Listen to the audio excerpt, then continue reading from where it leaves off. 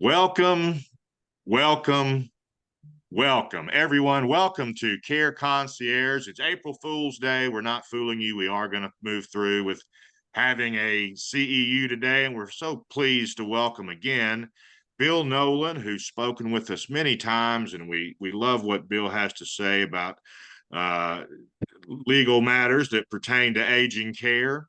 As you know, or some of you should know, or may not know, CarePatrol, who sponsors these CEUs, is a referral and placement agency, and we're free to your clients and patients. We're paid by providers in our network, assisted living and memory cares, to provide them with potential residents. And along the way, we hold the hands of our clients and inform them and provide them with referrals like those to Bill Nolan, legal services or financial services or other services. As you may also remember, we are accredited by the Alabama Board of Nursing, and we're also accredited by the Alabama Board of Social Work. And for each of them, they suggest that this is a 1.0 contact hour. You must complete our evaluation link in order to receive credit for today. And it is password protected, that evaluation link. I'm posting it now into the chat room for your use, and I'll read it for those of you that aren't able to see a screen, but you must do the password protected evaluation to receive credit. We give the password out at the end of Bill's talk today. And in that way, the Board of Social Work recognized that this is a live hour or a face-to-face classroom hour and not a recorded hour. So we do have a password protection system that we use. The evaluation link, for those of you who are writing it down, is https://www.surveymonkey.com/lowercase r/all uppercase letters, V as in victory, X, V as in victory, J, X, J, Y. That's our evaluation link for today. It's posted in the chat room for those of you who are open to the chat room. If you're not looking at the chat room and you want to add your voice to ours, we'd love it. I know Bill would love to entertain any questions you may have, either in the chat room, or you can ask me to unmute and you can state your question or observations or corrections or whatever you may feel. We welcome you to join the conversation. To join the chat, move your cursor to the top of your screen or the bottom of your screen. A black bar will appear, and on that bar, among others, is the word chat. Click on that. It will allow you to join the discussion. Hello, Ms. Lynch and Ms. Benefield and everyone else who's on the call today. Thank you for being here. Happy April Fools, and welcome. And Bill, thank you so much for being here. We always appreciate everything that you offer and have to say, and I'll turn the floor over to you now. My pleasure. Always happy to be here, Sean. Folks, you might not realize this, but yesterday was Sean's birthday. He hasn't mentioned it. I wanted you to know that it was his birthday, and if you have a chance to wish him a happy belated birthday in the chat room, whatever. So a couple of weeks ago, we talked about probate, and I appreciate everybody's questions and certainly everybody's comments. It became obvious after the reviews and things came in that we needed to talk a little bit more about probate, especially how trusts might benefit you, your family, your friends. So today is more or less an extension of that first series that we started a couple of weeks ago, and it's called Probate and Beyond. The focus, we're going to go through a little bit of, I guess you call it rehashing or familiarizing what we talked about a couple of weeks ago, and then we'll get into the real new stuff. So if you remember, a couple of weeks ago, we talked about the mortality rate for the human race is still right at 100%. So this type of planning is not a question of if it will happen, it's a question of when it will happen. All of us are going to need some sort of a plan in place. And if you happen to know when that might be for you, congratulations, because you're a rarity indeed. None of us know when the time might come. So it's always smart to have these plans in place long before we need them. We joke about having these plans in place, sort of like if you have homeowners insurance. You buy a homeowners insurance for your home. You hope that you never have a house fire or a tornado or a flood or whatever, but you have that insurance in the background in case a crisis, a big loss occurs. Same goes with car insurance. You don't like to pay those car insurance premiums, but you have that policy in place to protect yourself if you do suffer a loss. Estate planning is sort of like that. You have a plan in place. You don't know when you're going to need it. I wish I could say you don't know whether you'll need it, because you will definitely need it. But the question is when. So having it in place is just smart planning, just like having a homeowner's policy is smart planning. We talked about probate. What was probate? And again, we talked about when a person dies, his or her stuff has to go somewhere, has to land somewhere. That stuff, if you remember, is called an estate. Almost everybody has one. Even if you die and the only possession you leave behind is your stamp collection, well, that stamp collection represents your estate, and it's got to go somewhere. So that's what probate is all about. It's the law's method of making sure that the right person gets that stuff under the right circumstances at the right time. If you are lucky enough to have a will, the will generally determines who's going to get your stuff. The will names beneficiaries. Those are the people who get your stuff. If you happen to die without a will, well, state law gets to say who gets your stuff, and that may or may not be the people you want to get your stuff. So your chance is to draft a will, and if you don't choose that opportunity, well, the state gets to call the shots as to who gets your stuff. Probate, this process of administering your stuff, can be avoided with the right kind of pre-planning, and that's what we're going to talk about today. If you remember, a couple of weeks ago, we talked about the three ways that assets will pass when a person dies. The first and best way is joint ownership. You and your spouse probably own your home jointly with rights of survivorship. What that means is the survivor between the two of you will own that asset completely at the death of the first joint owner. But joint ownership can also apply not only to real estate, it can apply to bank accounts. You and your spouse may own a bank account together, or an investment account. Your stock and bond portfolio may be in either of your names. Joint ownership can apply to property and bank accounts owned by parents and adult children. It's not uncommon to see an elderly person put their daughter or son on their bank account for their convenience, to write checks, make deposits, deal with the bank when they're unable to get there. So joint ownership can apply between parents and children, just like it can between spouses. It's the best way because assets owned jointly don't have to go through probate at all. You don't have to do anything at all to make it happen. The death of the first joint owner triggers that asset passing to the survivor without you having to do anything. It's immediate. Now, the second best way assets are owned, which also avoid probate, is when you have a beneficiary on an asset. And life insurance is the classic example for that. Life insurance says, when I die, my policy goes to my spouse. My policy goes to my children. They are the designated beneficiaries of that asset. Now, it's not immediate because they have to have a death certificate to prove you're gone. And they usually have to produce an ID saying they are who they say they are. A death certificate may take a couple of weeks to get. So there's a little bit of a time lag.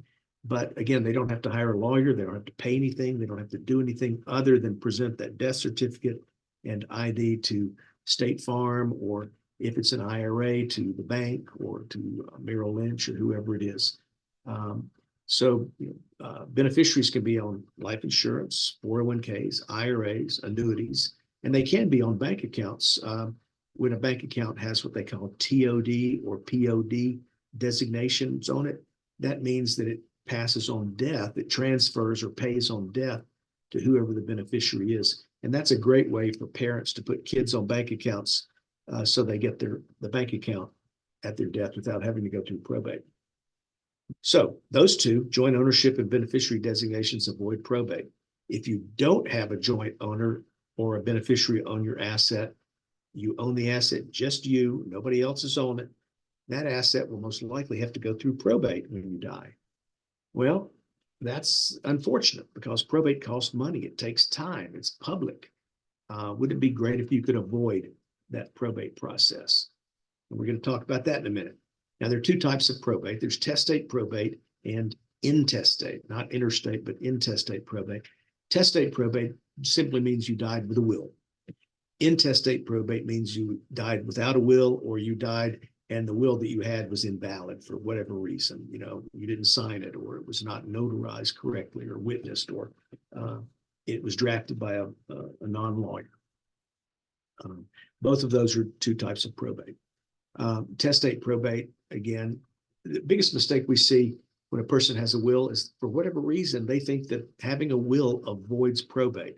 If somebody tells you that having a will avoids probate, please ask them what law school they graduated from and what bar exam they passed, because a will does not avoid probate. A will is a fast track through the process, but it doesn't avoid the process. So if you have a loved one who's counting on avoiding probate simply because they have a will, they've been misinformed. Wills do require you to notify next of kin that the probate's getting ready to start, and next of kin can challenge a will and create undue expense and certainly undue delay for the executor. Letters testamentary are the court's official notice that probate has been opened, but letters can't be issued by the court until all these steps have been taken. Notice to the next of kin, death certificates, petitions being filed, and so on. It can take months before letters are issued, and until then, the person you've named as your executor, they don't have any authority any more than anybody else does. So assets can, we saw this in a case not long ago where, for whatever reason, the person named as the executor could not get everybody served with notice that the case was getting ready to be opened. And in that process, somebody moved into the home that was part of the estate. And he didn't have the authority to kick him out because he has not yet been appointed by the court as executor. So it can be a problem. That delay can be a problem. Even after you get the probate open, 6 months have to go by before you can start making distributions to the next of kin. So yeah, testate probate's better than intestate probate because you have certain freedoms, but it still takes time. And wouldn't it be great if you could avoid that? Well, you can. If you want to avoid probate entirely, the two ways you can do it: die owning absolutely nothing. That's one way to do it, but you can't guarantee that's going to be the case. The other way is to have a trust. Trust do avoid probate under a couple of circumstances. First, the trust has to be properly drafted. It can't just be, thrown together. And it has to be properly funded. That is, assets have to be transferred to the trust. So it has to be properly drafted and properly funded. But if it is, the trust will avoid the probate process. So it's wonderful. It's simple. It's inexpensive, and it's fast too. The reason trusts avoid probate is because the owner of an asset, let's say that the house is the only asset that you own. You transfer ownership of that house from you, Ms. Jane Doe, to the Jane Doe Trust. Well, now the trust owns that asset. You no longer own it. So when you die, you go out of this world the same way you came into it. You don't own anything. The trust owns it. And the trust says, in the language that you have drafted for your own trust, it says at my death, my house is to be distributed outright to my children equally, for example. That's why a trust avoids probate, because you don't own the property any longer. The trust owns it. We're going to get into more detail. So I know this could be confusing, but we're going to get into more detail right now. Trust, by the way, are not something that's just new. It's not something that just came down the pike yesterday. Trusts have been around literally since the Middle Ages. Back in those days, when we had knights and princes and barons and dukes and all that stuff, In England, real estate, real property was where your wealth was located. You know, you had thousands of acres of farming and you had serfs out there doing your work for you. And that was where your wealth was generated. Well, when the Crusades were a reality, that is when the British, knights and all those guys went to Jerusalem to fight in the Crusades, it was months to get there and months to get back. And who knows what would happen in the meantime? They might not make it back. Well, they had all this wealth tied up in their real estate, and they didn't want that wealth to get out from owning from the family. So they would the knight, the bishop, the duke would take the real estate and basically go to the bishop of the community and say, Bishop, as you know, I own all the property here in the Shire, and I'm going to fight in the Crusades, and I don't know if I'll make it back. I don't know if I'll come back. So what I'd like you to do is to hold this property for me in trust and give it back to me if I return. And if I don't return, I want you to give this property to my eldest son so it stays in the family. That is where trust came into being. So they're only 1,500 years old, something like that. They're not new by any means, but they're still not as commonly known or understood as wills are. Modern trusts work essentially the same way. They're the assets that go into a trust are held and managed by a trustee. The bishop in the old example, but you don't have to be a bishop to be a trustee. Usually a person is their own trustee when they set up their own trust. And they'll have a successor trustee, maybe a child, after their death to manage those assets. The trust specifies who gets what at death is usually the moment in time where distribution occurs, but not always. And trust can be used to delay gratification, especially if you have children who are minors or who might have drug or substance abuse problems or problems in picking spouses. So now they're on their fourth marriage and you want to protect them from their next few marriages. So you can delay gratification or put some restrictions in a trust, if you like, to accomplish your goals. Trusts are ideal for people who own real estate in more than one state. If you own property in Alabama and you don't have a trust, if you own property in Alabama and you have a will-based plan or you don't have a will at all, you have to go through probate in Alabama to deal with that real estate. But what if you own property in Alabama and at Panama City and in Gatlinburg? Well, you get to go through probate here in Alabama for your Alabama property and in Tennessee or Florida for your property in those states. Well, if it's expensive in one state, it's really expensive in two states. And if it's a long time, the delay is pretty long in Alabama. It's going to be just as long in Florida or Tennessee. So you can save real money if you have property in more than one state by using a trust. If you know someone who has a property outside of Alabama and they don't know the benefits of trust planning, they need to learn those because it can save them $5,000 or $10,000 easily. Trusts are also great for famous people. When I was in college up in Memphis, Elvis was still around, believe it or not. That's how old I am. But Graceland was a tourist attraction. And you could go after Elvis died, of course, you could go to Graceland and buy whatever junk they want to sell you. But one of the things they would sell would be a copy of Elvis's will.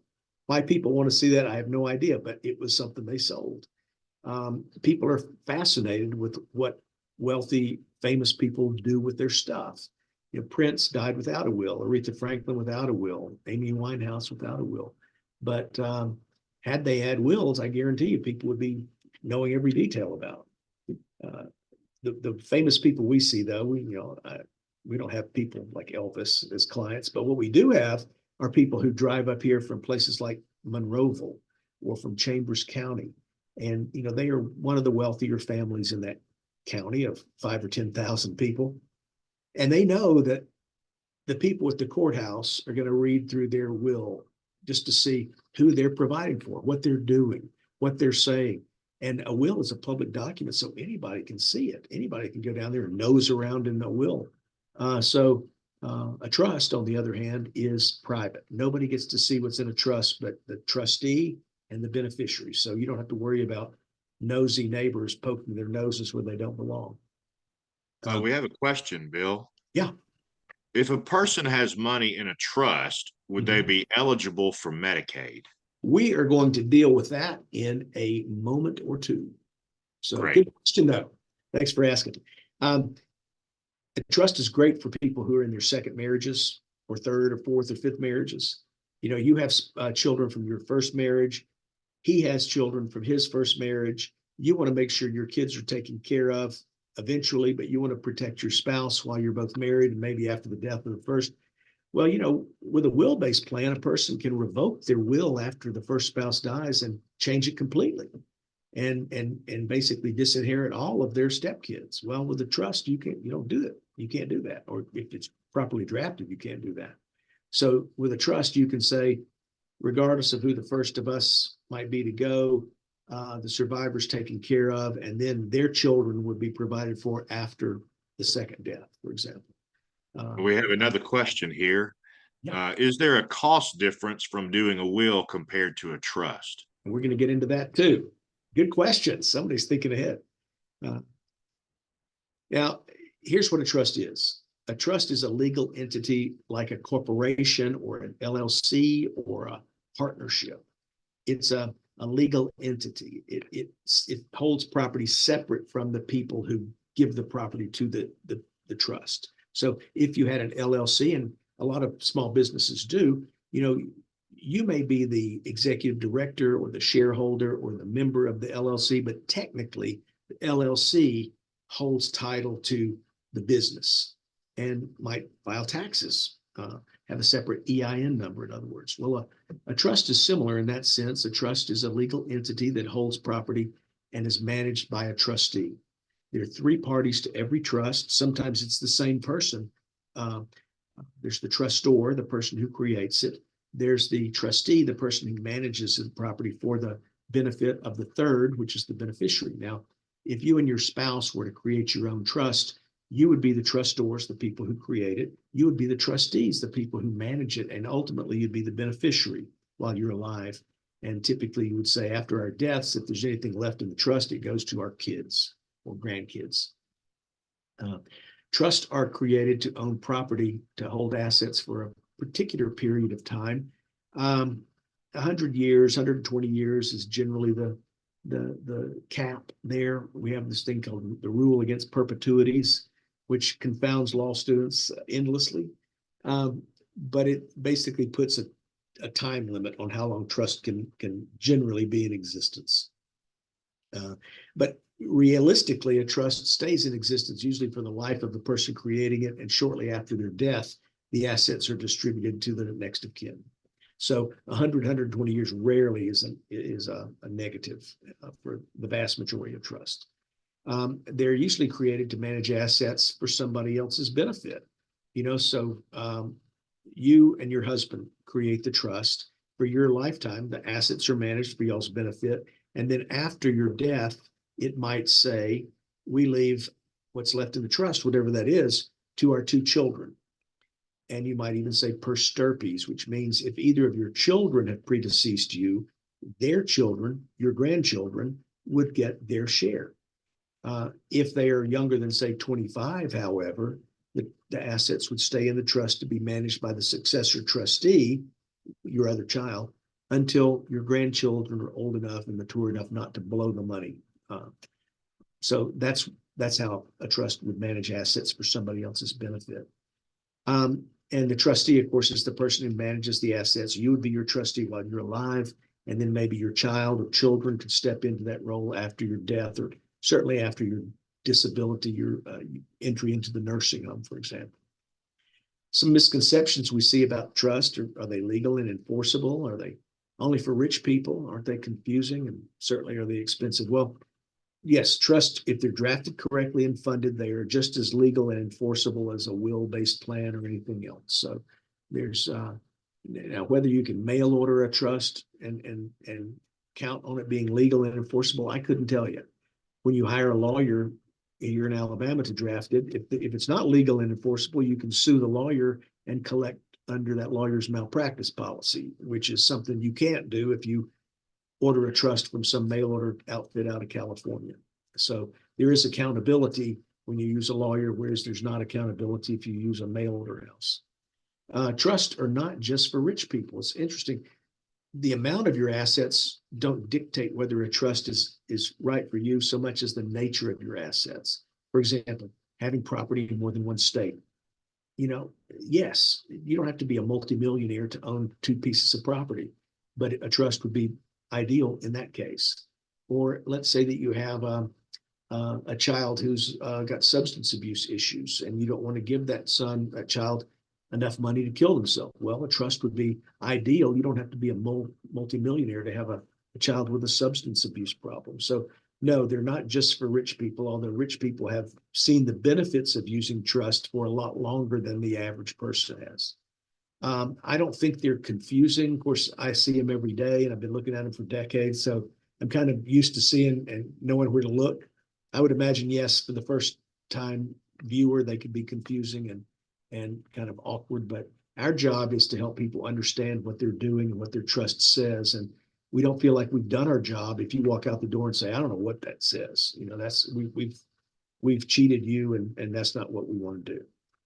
In terms of expense, with probate, remember, there are two components to the expense if you die with a will.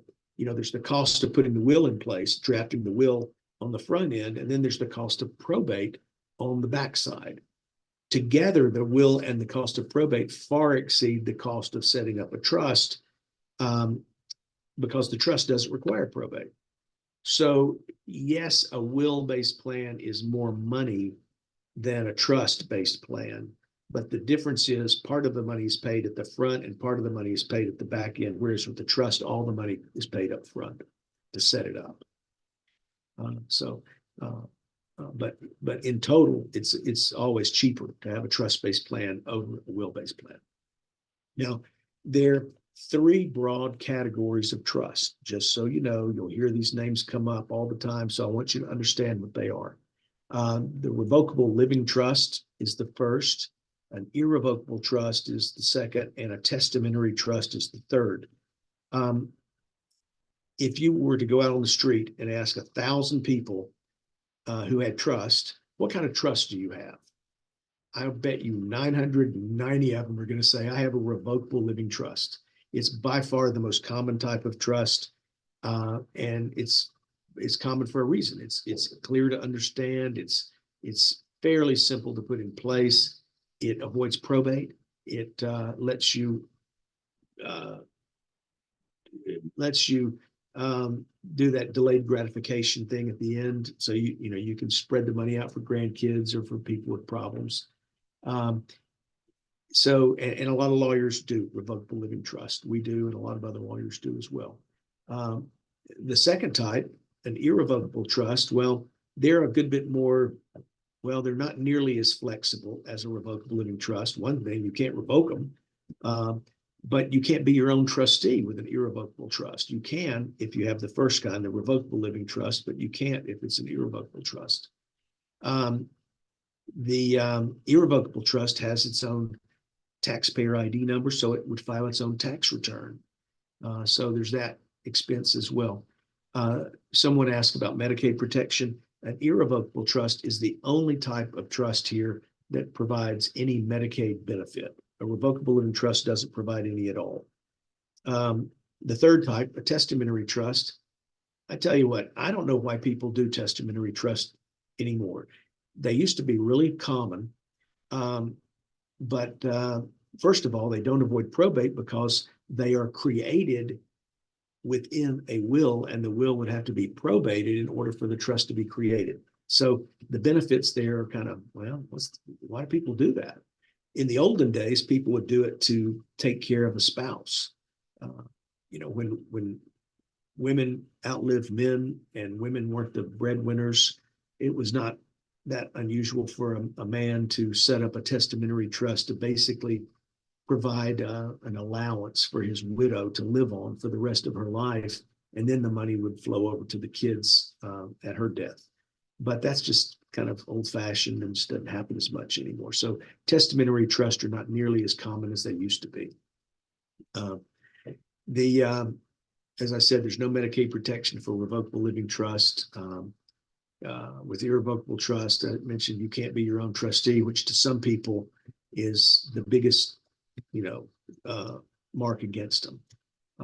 And of course, with the testamentary trust, it doesn't avoid probate. So why go to the trouble?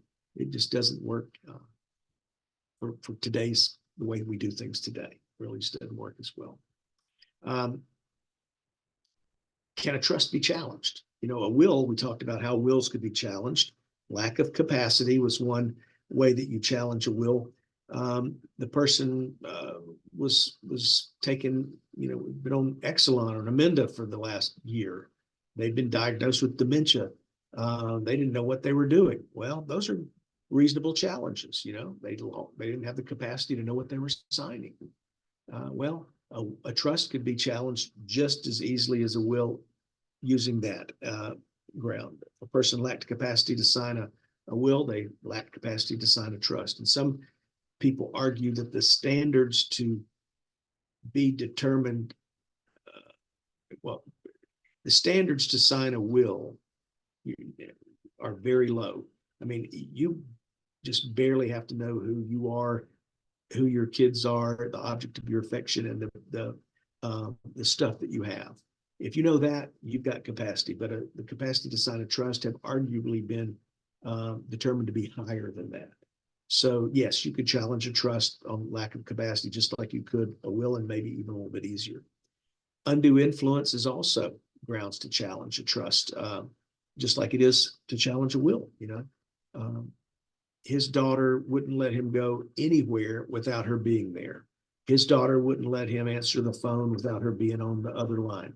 His daughter wouldn't let people visit him at home without her being present. Those are issues that bring up the question: was his daughter really influencing him to do things a certain way? It comes up where people will say, well, his daughter threatened him to move out and never see him again, never take him anywhere if he didn't sign this will, sign this trust, which is cruel, but it's considered just a black and white example of undue influence. A person signs something knowing that it's wrong, but being threatened to some extent if they don't. And you can challenge a trust just like a will using that. And then again, if the trust is not valid in terms of the document, just like a will, if it's not valid, you can challenge it. If the trust isn't valid, you can challenge it. Or if it's defective in some manner, you can challenge it just like a will. So yeah, they suffer from the same issues in terms of being challenged that a will would. However, the only people who have a right to challenge a will would be the beneficiaries or the trustee. And I mean, why would the trustee challenge it?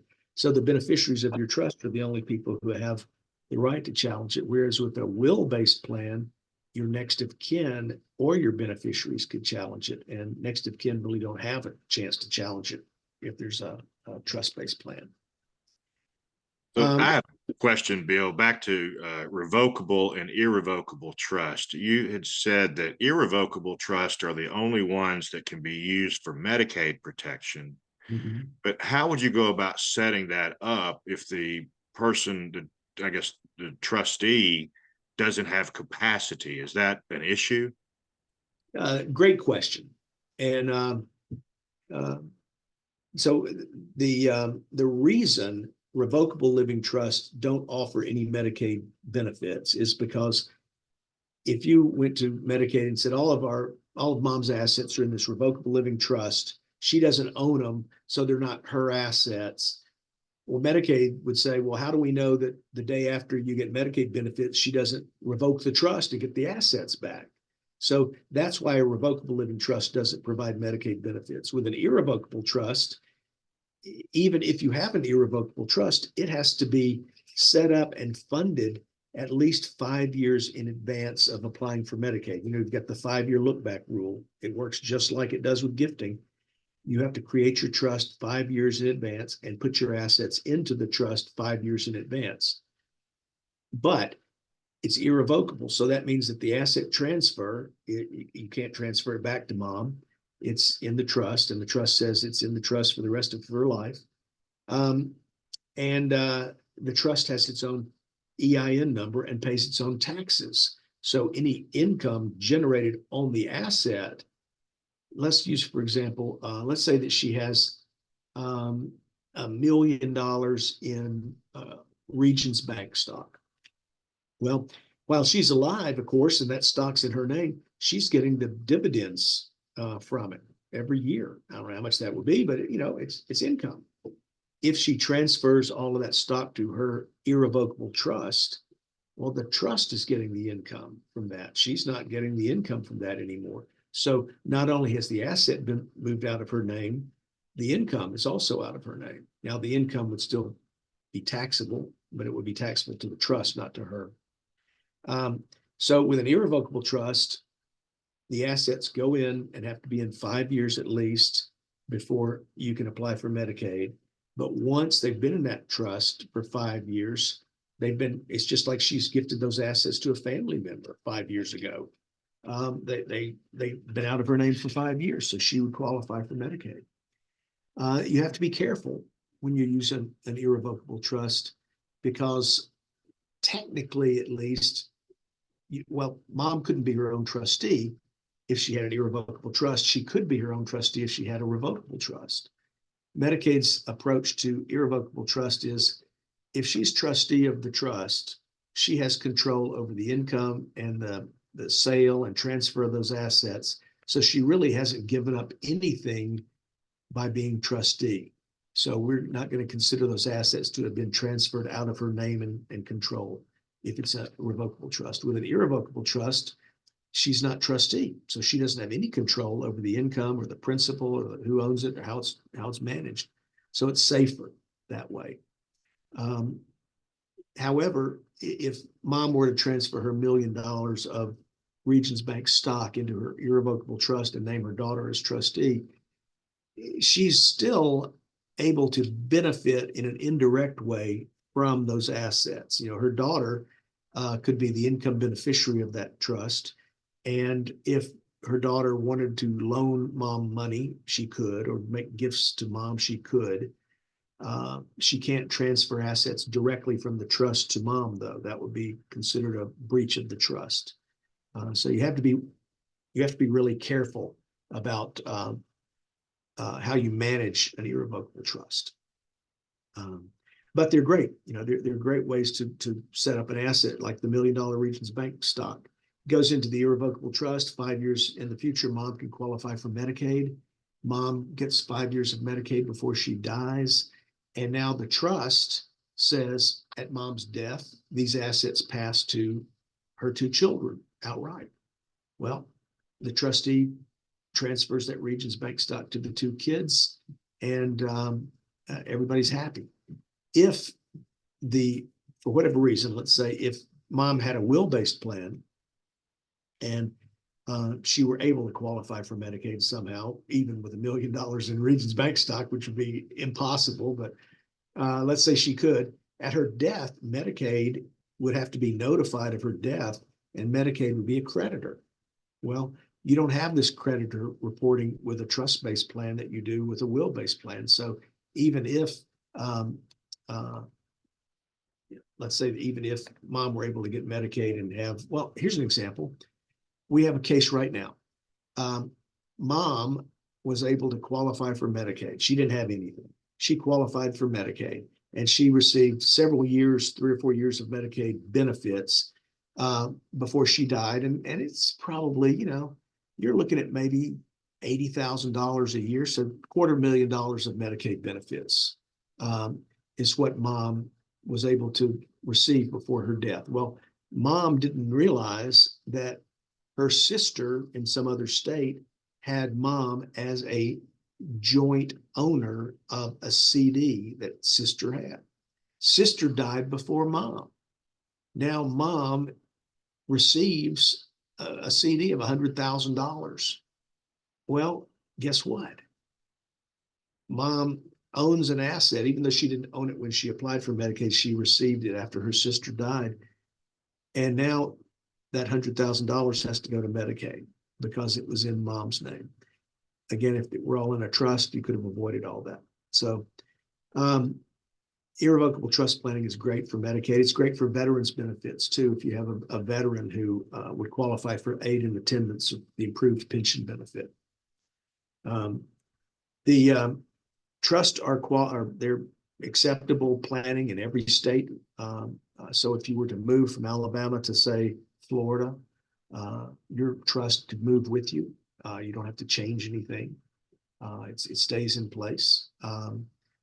You can set trust up so that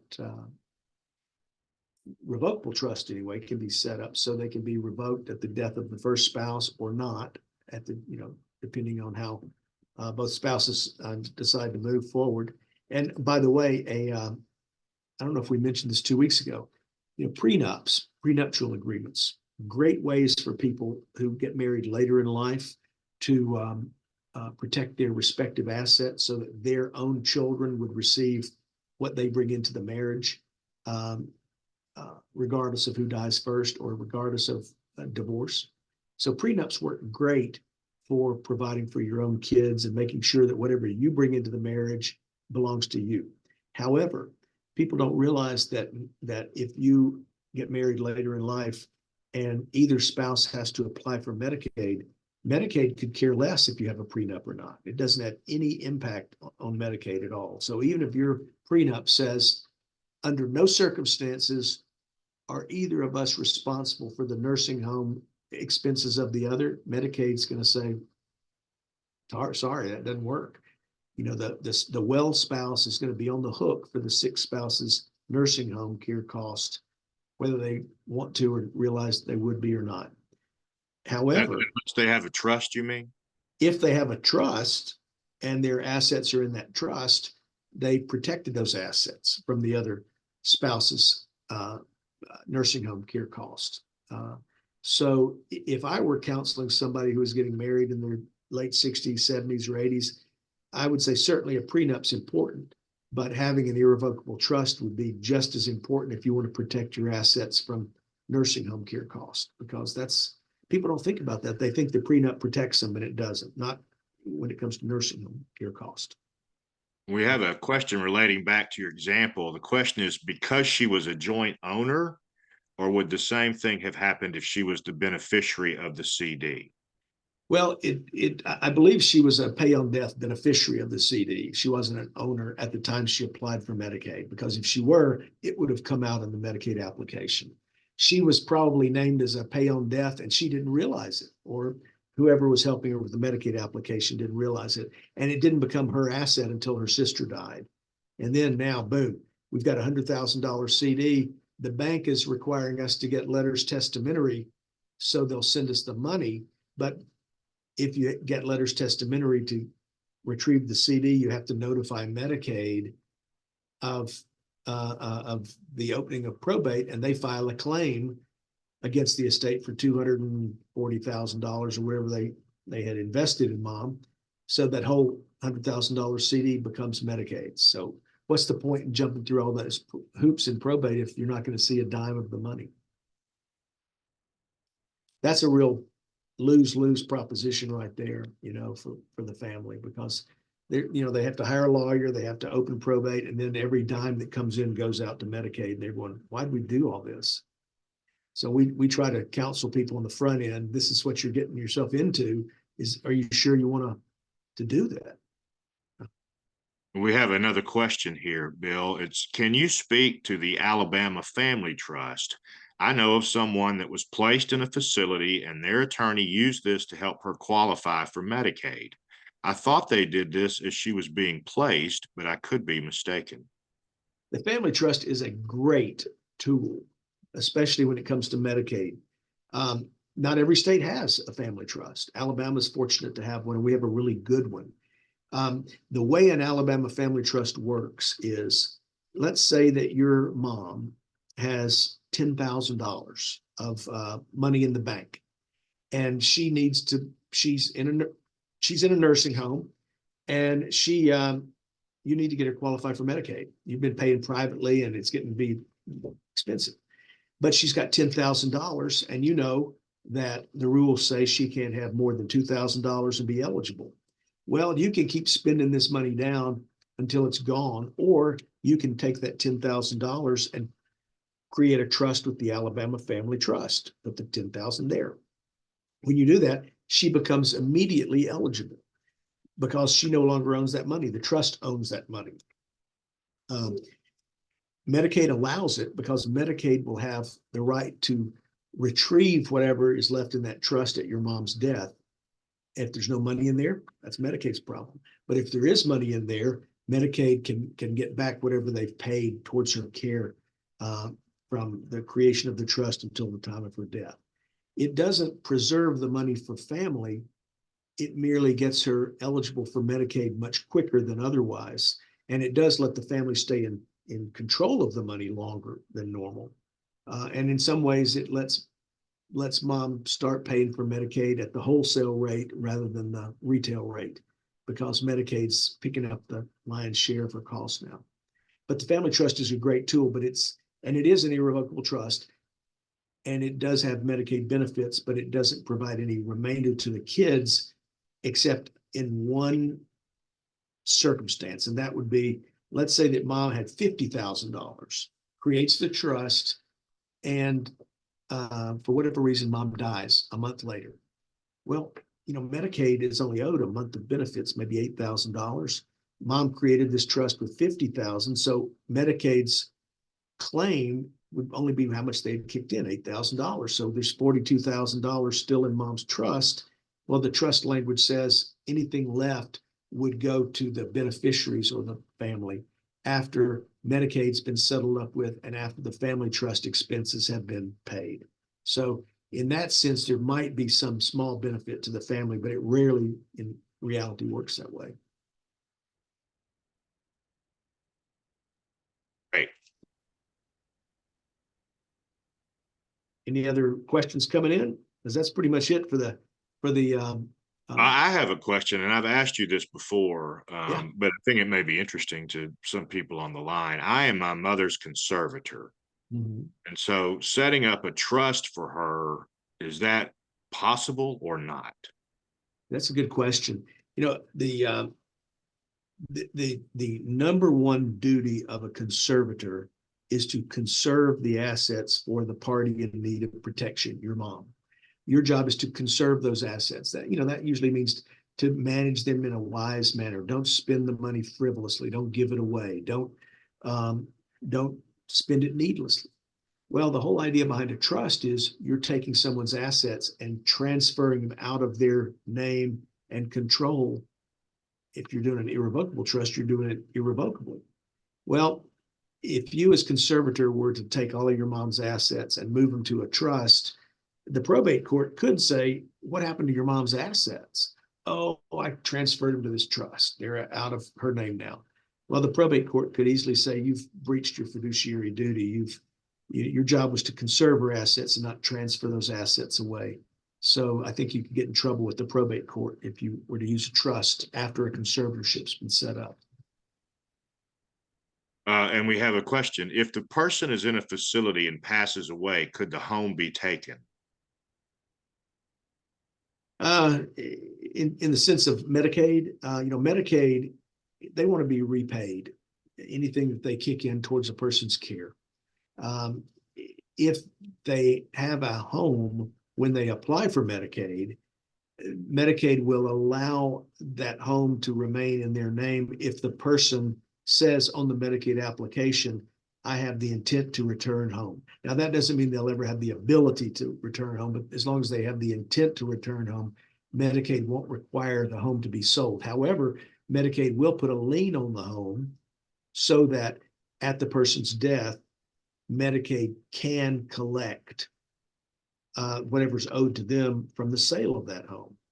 If there are no other assets, if there's not a family trust to collect from, or there's nothing else out there to collect from, Medicaid will be able to, at some point, require the sale of the home to get repaid. Now, usually they'll write a letter to the family and say, our condolences on your loss. When can we expect to be repaid?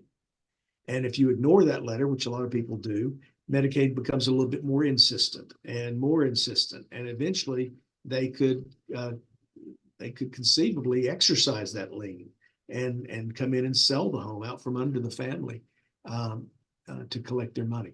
So yeah, they could conceivably do that. However, Medicaid in general is very flexible in terms of working with people to get that debt paid so that nobody has to jump through that kind of hoop at the 12th hour, having to deal with a Medicaid forced sale on the county courthouse steps.